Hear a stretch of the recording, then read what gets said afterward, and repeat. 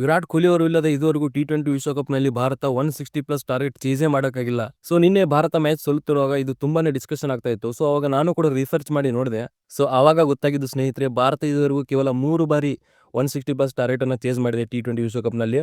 So ಆ 3 ಪಂದ್ಯಗಳಲ್ಲೂ ಕೂಡ ವಿರಾಟ್ ಕೊಹ್ಲಿ ಅವರು ಅರ್ಧ ಶತಕನ ಬಾರಿಸಿದ್ರು. ಅದಷ್ಟೇ ಅಲ್ಲ, ಟಾರ್ಗೆಟ್ ಅನ್ನ ಯಶಸ್ವಿಯಾಗಿ ಚೇಸ್ ಮಾಡಿ ನಾಟ್ಔಟ್ ಆಗಿ ಕೂಡ ಉಳಿದಿದ್ದಾರೆ ವಿರಾಟ್ ಕೊಹ್ಲಿ ಅವರು. 2014ರಲ್ಲಿ ಎದುರಾಳಿ ಸೌತ್ ಆಫ್ರಿಕಾ ಸೆಮಿಫೈನಲ್ ಪಂದ್ಯದಲ್ಲಿ 170+ ಟಾರ್ಗೆಟ್ ನ ನೀಡಿರುತ್ತೆ. ಅವಾಗ ವಿರಾಟ್ ಕೊಹ್ಲಿ ಅವರು 72 ನಾಟ್ಔಟ್ ಗೆಲ್ಲಿಸಿಕೊಂಡು ಬಂದಿದ್ರು ಪಂದ್ಯನ. ಹಾಗೆ 2016ರಲ್ಲಿ ಎದುರಾಳಿ ಆಸ್ಟ್ರೇಲಿಯಾ 160+ ಟಾರ್ಗೆಟ್ ನ ನೀಡಿರುತ್ತೆ. ಅವಾಗ ವಿರಾಟ್ ಕೊಹ್ಲಿ ಅವರು 82 ನಾಟ್ಔಟ್ ಗೆಲ್ಲಿಸಿಕೊಂಡು ಬಂದಿದ್ರು ಮ್ಯಾಚ್ ನ. ಮತ್ತೆ ಮುಂದುವರೆದು 2022ರಲ್ಲಿ MCG ಗ್ರೌಂಡ್ ಎದುರಾಳಿ ಪಾಕಿಸ್ತಾನ ಭಾರತ 160+ ಚೇಸ್ ಮಾಡ್ತಾ ಇರುತ್ತೆ. ಎಲ್ಲ ಬ್ಯಾಟ್ಸ್ಮನ್ಗಳು ಔಟ್ ಆಗಿಬಿಟ್ಟಿರ್ತಾರೆ. ವಿರಾಟ್ ಕೊಹ್ಲಿ ಅವರು ಏಕಾಂಗಿಯಾಗಿ 82 ನಾಟ್ಔಟ್ ಹೊಡೆದು ಪಂದ್ಯನ ಗೆಲ್ಲಿಸ್ಕೊಂಡು ಬಂದಿರ್ತಾರೆ. ಸಾವಿರಾರು ಮಾತುಗಳನ್ನ ಮಾತಾಡ್ತಾರೆ ಅವ್ರ ಬ್ಯಾಟಿಂಗ್ ಬಗ್ಗೆ.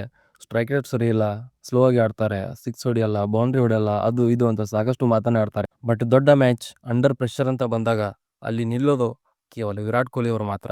ಬಹುಶಃ ನಿನ್ನೆ ಮ್ಯಾಚ್ ಅಲ್ಲಿ ವಿರಾಟ್ ಕೊಹ್ಲಿ ಅವರು ಇದ್ದಿದ್ರೆ ಆ ಪಂದ್ಯದ ಸ್ಥಿತಿನೇ ಬೇರೆ ಇರ್ತಾ ಇತ್ತು. ನಾವೆಲ್ಲರೂ ಮಿಸ್ ಮಾಡ್ಕೊಂಡಿವಿ ವಿರಾಟ್ ಕೊಹ್ಲಿ ಅವ್ರನ್ನ ನಿನ್ನೆ ಮ್ಯಾಚ್ ನಲ್ಲಿ. ಬಹುಶಃ ಆ ತರ ಪ್ಲೇಯರ್ ಭಾರತಕ್ಕೆ ಮತ್ತೆ ಸಿಗಲ್ಲ ಅಂತ ಕಾಣಿಸುತ್ತೆ. ಸೊ ನೀವು ಕೂಡ ನಿನ್ನೆ ಮ್ಯಾಚ್ ನಲ್ಲಿ ವಿರಾಟ್ ಕೊಹ್ಲಿ ಅವ್ರನ್ನ ಮಿಸ್ ಮಾಡ್ಕೊಂಡಿದ್ರೆ ಕಮೆಂಟ್ ಬಾಕ್ಸ್ ನಲ್ಲಿ ಕಿಂಗ್ ಅಂತ ಹಾಕೋದನ್ನ ಮಾತ್ರ ಮರಿಬೇಡಿ.